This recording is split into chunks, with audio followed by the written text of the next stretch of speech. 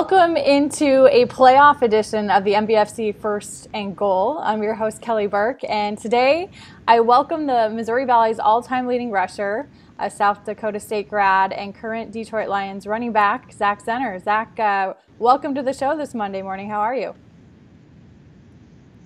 Thanks, Kelly. I'm doing well. Got a nice win yesterday in Tampa Bay. Got some sun, and I'm feeling good. Yeah, and it's funny. I was reading.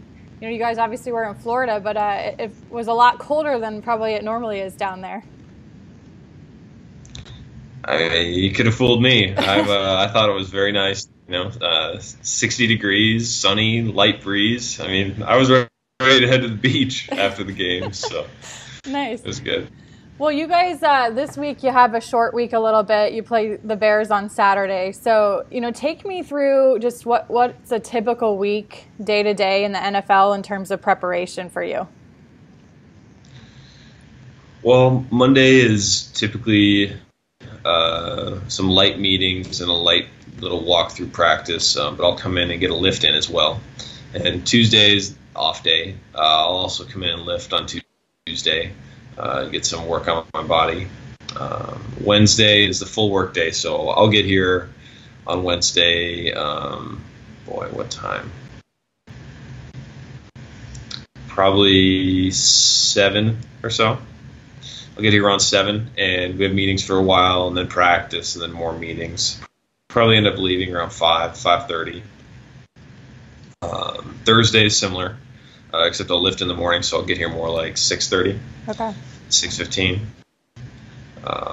Again, probably end up leaving around 5 after a full practice. Then Friday is a half day, so we have a little bit lighter meetings in the morning, and then a lighter practice done around 1 or so. I'll probably end up leaving around 2. And then Saturday we have a couple light morning meetings, and then a walkthrough. And then either we travel or go home and hang out for a little bit, and then go to the hotel downtown. Okay. Besides obviously not having school anymore, what would you say are the biggest differences from the college level to the NFL? Oh, man. Well, I think the speed of the game is way faster. I think everyone can see that when you watch it. I think one of the biggest differences that I've seen is in college, you get there and good or bad, the coaches have you for your time there for the most part. Transfers are maybe becoming more common, but they're not most people don't transfer. Well, as here, you are here for as long as you are performing at a level where it's suitable for the team. Yeah. So that level of investment from the organization is completely different. Because one, they're invested in you for years, no matter what. And here, I mean, even you might sign a big contract. I mean, that it might seem you've got a spot for a while, but even that, it doesn't always guarantee you're going to be on that team or starting or whatever the case may be. And that's just the way the NFL is. So that aspect is totally different. Yeah. You and I talked briefly off camera before we officially started. Your alma mater, South Dakota State, is into the FCS semifinals for the first time ever in program history. And, how closely have you been following their playoff run? Well, as close as I can. A lot of times we travel. I'm traveling. The past 2 weeks I've been traveling when the game has been going on. So when we land, I'll try to catch up with what I can. But it was a little bit disappointing this weekend. I didn't feel the excitement of earning the victory of them earning their victory, because when I landed, it was already 45-14 or something like that. I mean, the game was well in control by the Jacks, so it wasn't as exciting as I think it would have been if I'd been able to follow it live and watch that progression of them gain that lead. But it was still cool to see them beat a really good New Hampshire team and now head to the semifinals, like you said, for the first time.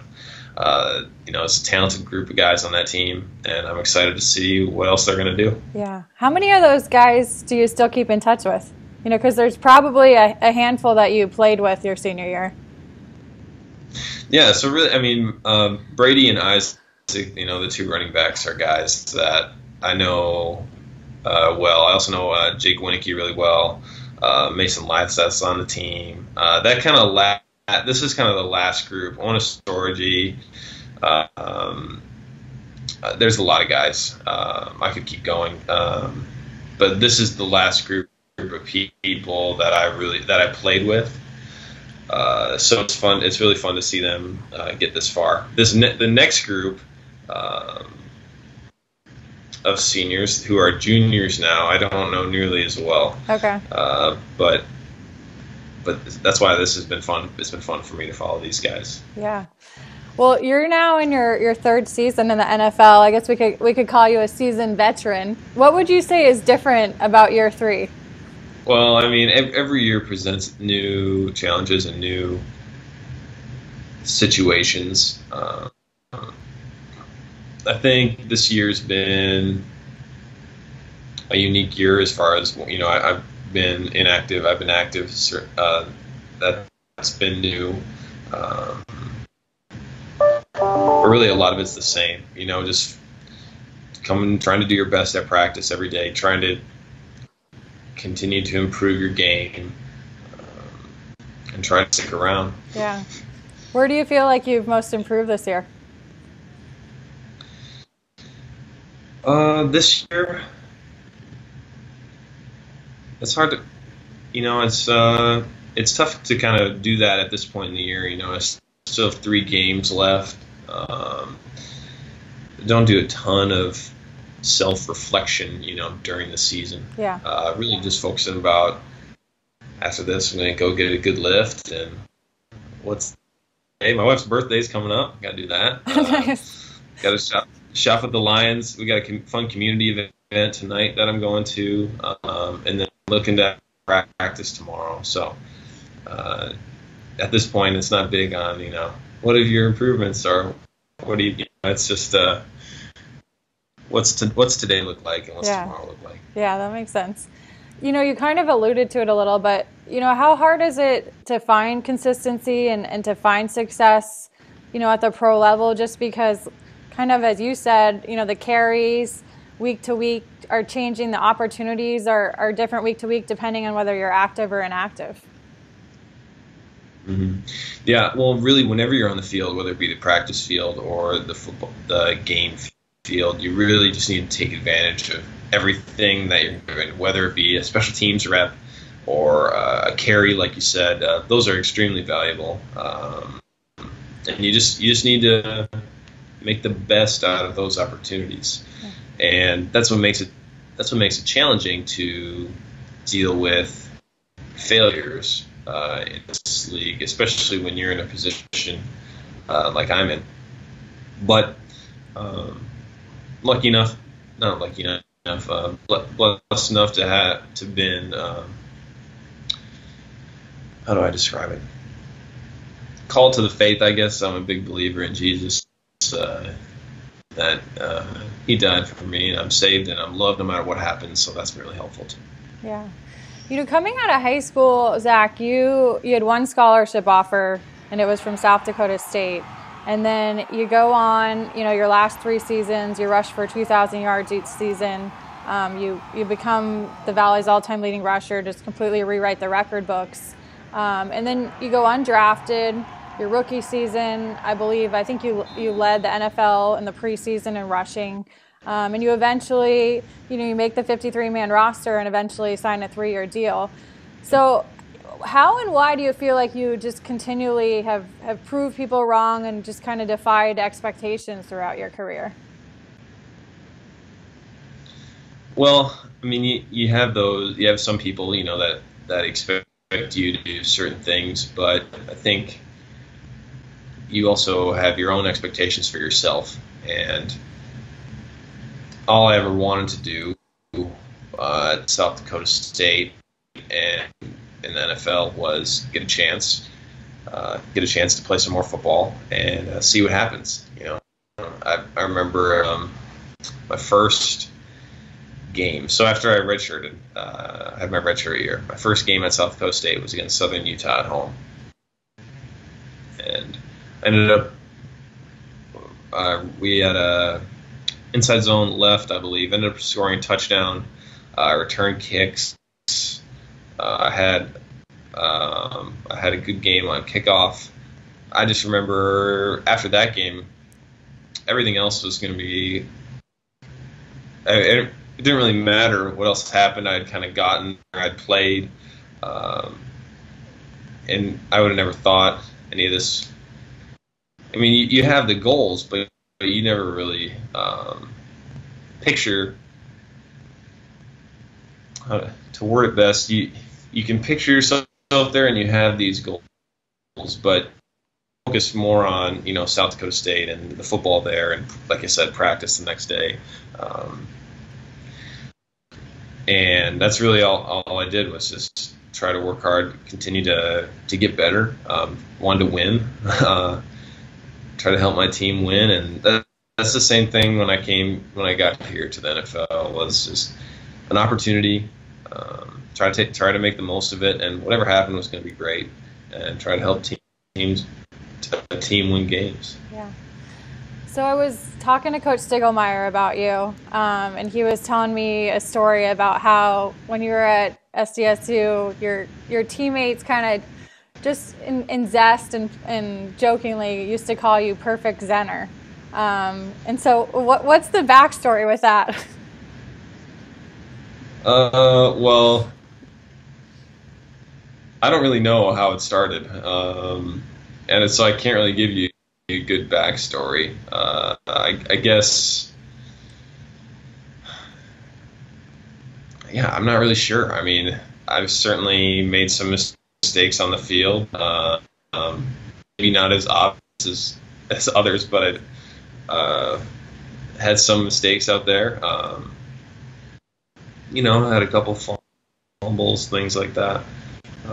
But I'm not sure where it started, to be honest. I really don't have a good backstory for that one. They did make fun of me, though. I just talked about. I remember every senior has a chance to speak to the team during fall camp their senior year. And I remember I shared a story about how my redshirt freshman year I was pass blocking and two guys blitzed, and I ended up just falling over basically and not blocking either one. And Sumner got killed. It was all my fault. And I was just talking, and then I was just using that as an example to talk about it. I felt like it was important to come back from those mistakes, and how you come back from those mistakes is really an important piece of your game. And I remember then everyone started laughing because someone had, kind of under their breath had said like, and then I didn't make a mistake again, or something like that. I was just using it as an example, but they kind of just thought that maybe that was the only time that I'd ever done something wrong, which isn't true, but yeah. That's maybe the fun perception, I guess, that they had. So what do your teammates in the Lions locker room, what's their nickname for you now? Well, the only nickname I really have is Doc. Okay, because of the medical stuff? Yeah, because of medical and school stuff. That's first. Yeah, my first position coach called me that constantly, okay. And so that's kind of how it happened. It spread around. Well, nice. Well, let's dive into the medical school stuff a little bit. You've been accepted into medical school and deferred enrollment. Coach Stig also told me a story from Brookings that you were, I think, one of 5 students that would dissect cadavers at night, and you do it from 9 p.m. at night till midnight in school? Yeah, that's correct. Yeah, and actually, so I opened it up to the coaching staff. I asked if anyone wanted to come up and see. because a lot of them never had that opportunity, and I thought it was really, really cool, and so I thought I'd share. And Coach Stig and the team chaplain, TJ Carlson, came up, and I just kind of showed him around the lab and showed him all this cool stuff that we've been doing on the cadaver, and I guess it marked them. I know that. I mean, because they'd never seen anything like that before, and I think they saw also, how excited I really am about that stuff. Yeah. I really enjoy that aspect and knowing the human body and what it does.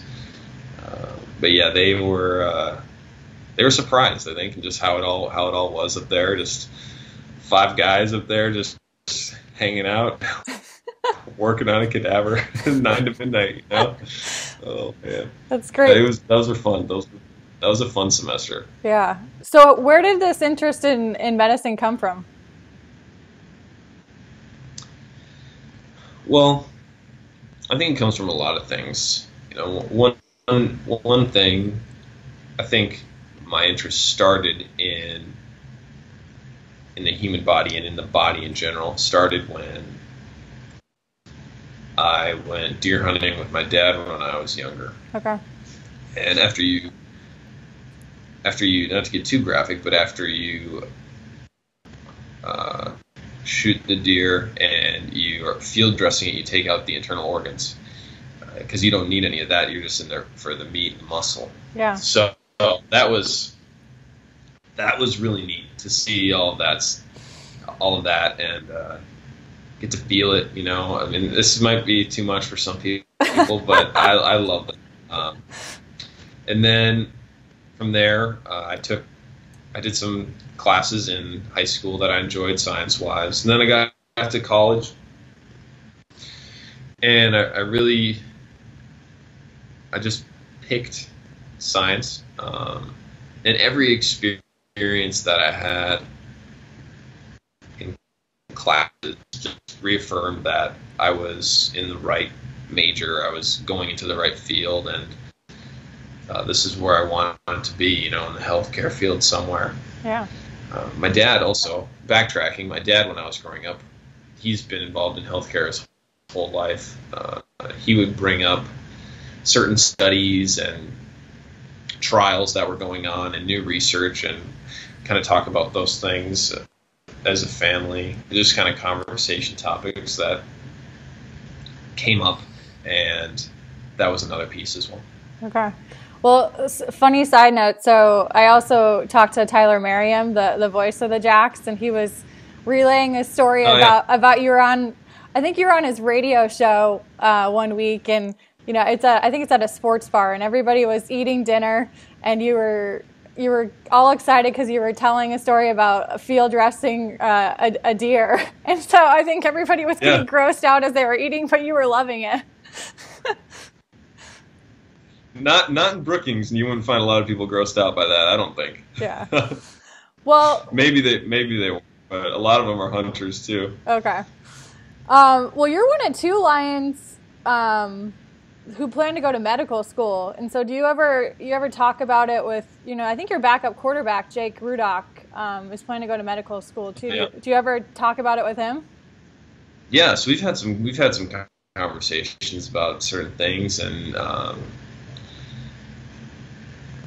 discuss kind of how our paths have been and kind of what plans are, because we can really relate to each other as far as what we're thinking about doing in whatever off season or in the future, what the plans are for school. I think with him as well as me, a lot depends on how long each of us will be in the NFL. Yeah.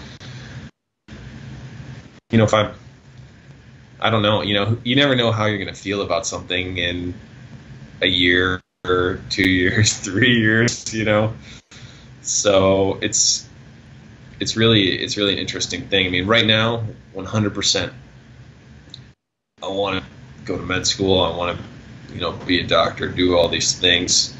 But, if I get to play for a few more years, I don't want to corner myself into, being stuck in that mode. I right now think in 3 years I'd still absolutely, but you never know how you're going to feel, and we kind of have. That's one of the things we can kind of go back and forth about. Yeah, that makes sense. And you want to be a surgeon, so what type of surgeon do you want to be? Well, I'm interested in surgery. I wouldn't say that's what I'm dead set on. I'm open to anything as I go through the process. One thing I will say about surgery is I love the physical aspect of it. I also, some things I think would be really, really cool, like trauma surgery. Okay. I think that would be really, really neat. That kind of high pressure, make decisions quickly, reminds me a lot of football. Yeah. And that's appealing. But then I also think it'd be cool. I think orthopedics would be cool. I mean, everyone I play with, unless technology changes, is going to need a limb replacement at some point, or a joint replacement, excuse me. So there's a lot of things I'm interested in. I say surgery. It's kind of an easy answer, but I'm open to anything, and we'll see what happens when I get there. Yeah. When you were in college, you used to do a lot of yoga to work on your balance. Is that something you've continued to do now at the NFL level? And if so, how do you feel like it really helps you? Absolutely. So you said stretching and yoga? Yeah. Well, I said yoga, but I mean, if stretching's involved too, feel free to, whatever your routine is. So I do a lot of things to take care of my body. What I do more now is during the season is more of the stretching yoga poses, I'll say. Not as much hardcore balance type stuff, even though that would be helpful. It's just hard at this point in the year to mix in another physical. It's just that one. Just kind of want to rest. Yeah, sometimes. That's understandable. But I love stretching. I think it's very important. There are debates, scientifically, actually, stretching is not always found to be helpful.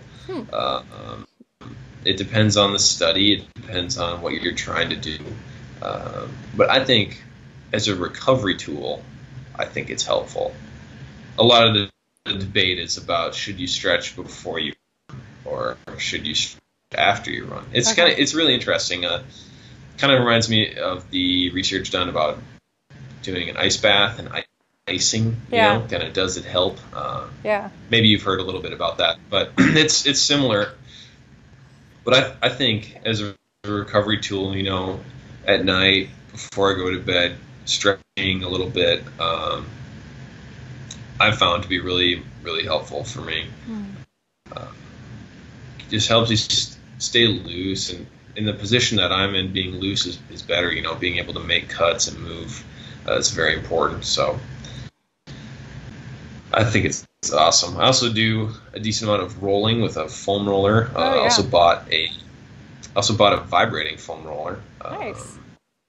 It's awesome. It's by Hyperice. It's very good. Also fairly expensive. I thought it was like $200, but it was. That's been fun to have. That's a new purchase I bought for recovery this year that I've been enjoying. And all of those things, there are so many things out there. You really just need to find something that you like and that works for you and that you're going to continue to work on so that it proves to be helpful for you. Okay. I'll have to look into the vibrating foam roller. I was a runner in college, and I still run, and I foam roll, but I didn't even know that a vibrating one exists. Yeah. It's by Hyperice. They're awesome. And it's really it's maybe just a little bit more exciting. I don't know how to, sometimes it just adds another element, I think. I mean, the idea is that it's going to bring more blood to that area. Okay. But I think it also feels better, and it feels like you're doing a little bit more. Yeah. True or not. What about your mental training? How do you mentally get prepared every day for practice and when you're active for games? Yeah, well, I like to go before practice. I'll go through the game plan. So like today, if I don't know if the coaches will have time. So I guess I'll do the typical. This time a weird week. So typical week, Monday we'd come in, we'd talk about the game. Then Tuesday, probably about evening, they'll send us the game plan, kind of what we're going to do on Wednesday. Okay. And so I'll go through that. Also watch the defense to see. I'll watch like the team's last game that they just played. Just kind of get a feel for what their defense is doing, how the guys are playing. Kind of just get a feel for their personnel. And then I'll look at what the coaches have planned for us, and I'll look at the practice script. Kind of go through all those plays. Then we'll go out and practice. Then I'll watch practice afterwards and get ready again that same way for that next practice. And towards the end of the week, I'll watch something I'll watch stuff that I think I need more on. Like I'll watch maybe a little more special teams film. Mm-hmm. I'll watch a little more blitz or pressure cut-ups. Or I'll watch our own practice cut-ups just to make sure I've got everything dialed in with our game plan. And then the final thing I do before the game is I go over the call sheet. So I look through all the plays that we have that could be called during the game and just make sure I'm all set on all those. And I also sometimes will visualize some of those plays as if I were, running those plays. And I do that whether I'm inactive or active. You never know what's going to happen. Yeah. That you don't find out until 90 minutes before. Okay. I mean, you might have an idea. Someone might even tell you during the week, but crazy things have happened. Yeah. Between Saturday and Sunday afternoon, people get sick. People are late. Things happen. So you just need to be ready. Not that I would want any of those things to happen, but they're just possibilities. Okay. And so I prepare the same way, whether I'm up or down. Okay. Several people have called you a minimalist, and someone told me a story about your senior year. You were still using a flip cell phone. So I guess my first question is, do you have a smartphone? Have you upgraded to a smartphone at this point? And then, do you still kind of take that less is more approach to life? Yeah, well, I'm married now, so I can't really. My wife is not like that, so we have a lot more stuff than I would like. And as far as the phone, yeah, I do have a smartphone. So my senior year, my dad bought me one for Christmas. It was December of 2014, so my phone is now 3 years old. My smartphone, which is pretty old, for some people get a new one every year. Then my wife's already on her second one, and she asked if I wanted a new one, and I said no. Why would I get a new one? Mine works just fine.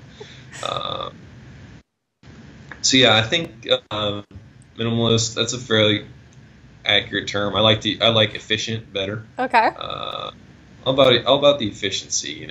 I'm also a very frugal guy. But like I said, being married, a lot of times you are living with an opposite, and that is certainly the case as far as spending and efficiency and minimalist. I am with the opposite, so we can clash on that sometimes, but I think it's good. We have some nice stuff that I would never had, and it's good. It's good. It's made me better for sure. Absolutely. If I was by myself, oh man, I don't even know what I'd spend money on, honestly. I mean, food, some video games here and there. Yeah, but it'd be the classic. I'd have a couch and TV. That'd be about it. But it's good to have my wife with me, and we've got a real home and all the decorations that come with that. So yeah, it's been good. But absolutely, I totally agree. Well, what's that saying? Happy wife, happy life. Yeah. I found that to be true so far. Nice. You briefly touched on it. You talked about your faith, and that's something that a number of people have told me. Just how deep your faith is. How you're a man of faith. So what exactly what kind of role does faith play in your life and service as well? Oh my gosh. Well, I mean, it's huge. It's really, I don't want to say everything, but I think I could say because it just keeps you so centered, I think, and even. Just read a verse. I want to say Galatians, but I'm not sure. Just talks about how Paul's writing to a church, and he's just talking about don't be banged around by the waves of the storm. Just mature in your faith and stand firm in your faith, so that way, those storms and these people that come at you in whatever capacity, or these things that come at you, that you're strong enough and to withstand those, and that they don't affect you. And I think that's especially true. I mean, that's true for everyone. But I think that it's been true for me this year. And again, in everything.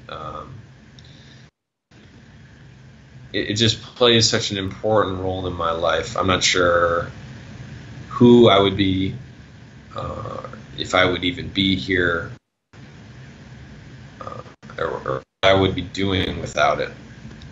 And as far as that relates to service, I've been given so much, and I have so many blessings, that just the opportunity to give back to certain people in whatever capacity that is, it's almost not even fair, because I get more or just as much out of giving as the people who I'm giving to. So I don't know if it's selfish, but I mean, I really feel good doing all those community events and doing, giving to certain causes.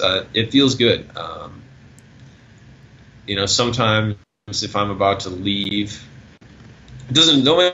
Okay, let's say this. I'm not always super excited to drive somewhere to go do something, but it's always worth it once I get there, and it's always worth my time. Yeah. And I don't want to make it seem I'm always like, let's go, like super pumped to spend 2 hours of my off day doing something, but I always know, I always make myself go, because I know that no matter what, I'm always going to feel really good after doing those events. I really can't say enough about what my faith in Jesus Christ has done for me in my career. It's by far the most important thing in my life. Yeah. I think you and Jake Winicky are very similar in that sense.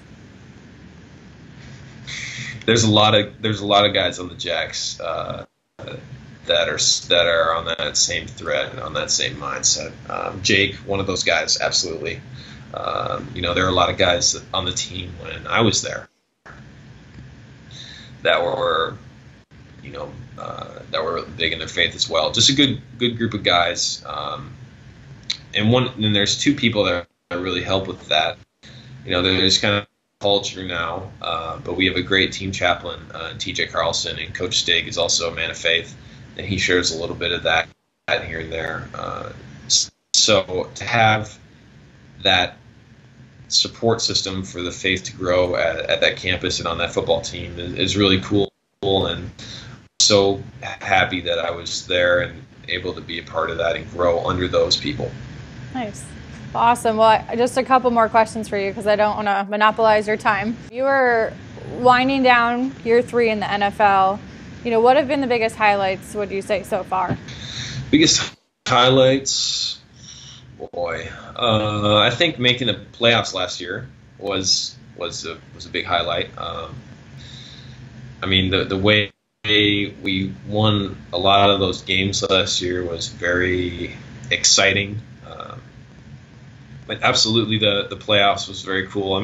Some people go their whole career and never get to play in a playoff game. Yeah. So that was certainly a highlight.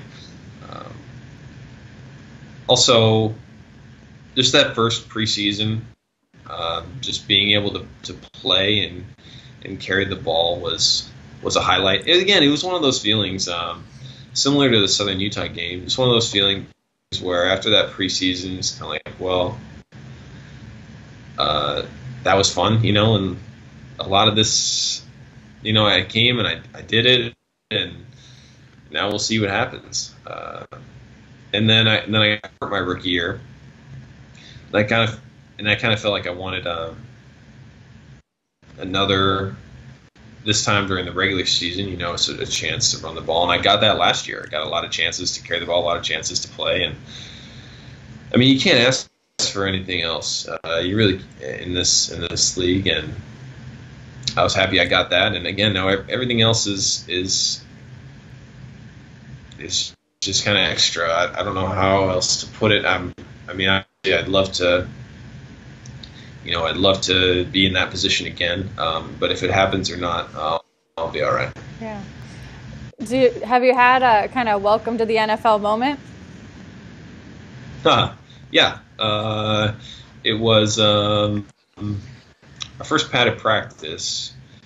I ended up getting decleated twice. One by a linebacker.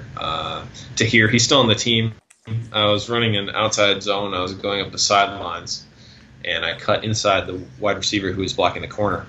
And as I cut inside, I didn't feel him because he was kind of coming on my back hip. And as I cut inside, he hit me. And I've, cleats in the air on my back. Later in that same scrimmage, I caught a screen pass, and we didn't block the defensive tackle. No, defensive end. This is a big body. We didn't block someone big in the front. And similar kind of thing, I kind of cut back into him, got smoked. So yeah, those are kind of the two, and it was the same practice. So those are kind of the welcome to the NFL moments. Yeah, that's crazy.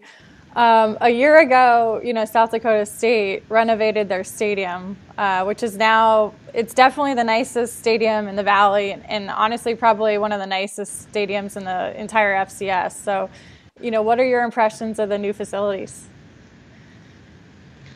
Well, honestly, I've only seen the scaffolding before it got done. I haven't seen the whole finished product. I think when was I there? I was there, but I just drove past it. I don't think I went in it. I was doing something. But yeah. I think from what I've seen, the pictures and all the videos, it looks absolutely stunning. Yeah. I will say that I understand turf. I really do. But I kind of grew to love the crappy grass field that we had. Nice. Because we were so used to it, and people would come up and they just couldn't believe that we were about to play a football game out there. And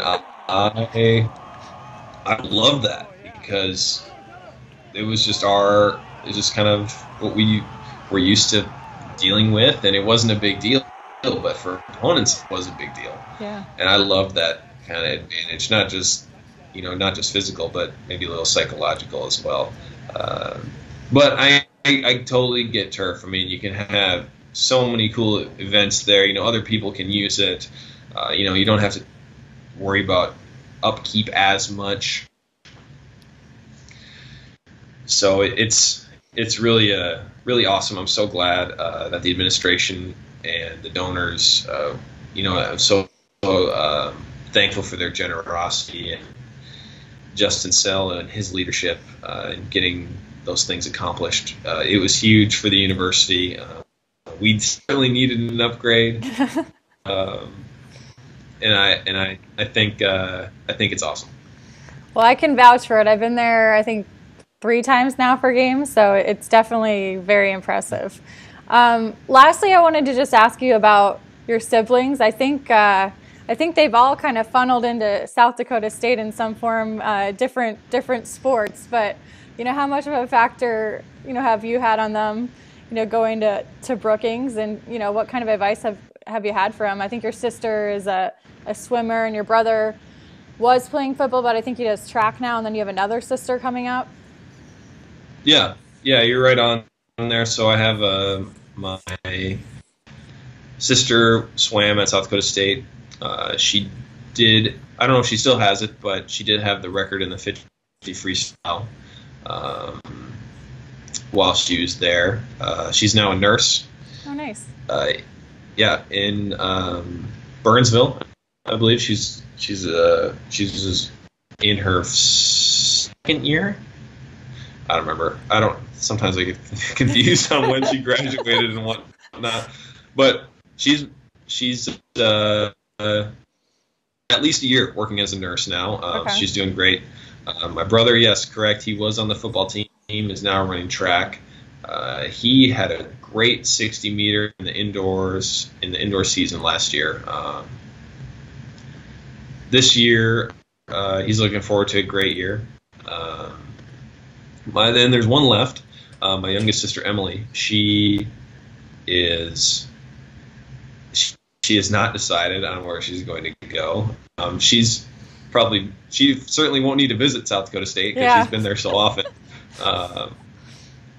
I think it will be. I think she probably, if she is considering it, she might still visit though, just to get a feel. But she also enjoys swimming. Okay. She's on the swim team. Again, I don't know if that's something she's interested in pursuing in college. A little bit early. Yeah. But I also have a cousin on the swim team actually. Oh, no kidding. Yeah, Mac Johnson. He's on the swim team right now. This is his third year, I believe. So yeah, it's become a bit of a family affair over at South Dakota State. I think I don't know exactly why they all picked, but I know that I had a great experience, and I certainly vouched for the university when they were making their selections. But I mean, I think they all had their own purposes. Abby was interested in nursing, and South Dakota State has a great nursing program. Mm-hmm. So that was one thing for her. My brother got a football scholarship there, and that was huge.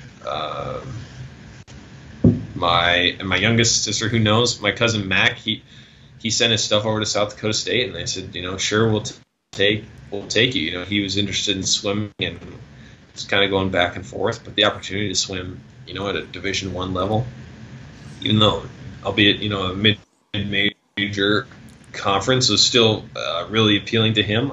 Again, I think they all had their reasons, their separate reasons, but I think the appeal of South Dakota State really came through for all of them in a different way. Also, it's not too far, 4 hours from where we're all from. So. Nice. Well, is there anything that I haven't asked you that you want to share or want to add? Oh. No? Well, easy enough. I really appreciate you taking the time to chat with me today. It's good to meet you virtually, and I wish you best of luck the rest of the NFL season. Thanks, Kelly. It was fun chatting with you as well. All right. Well, have a Merry Christmas. You too. See ya. Okay. Take care. Bye.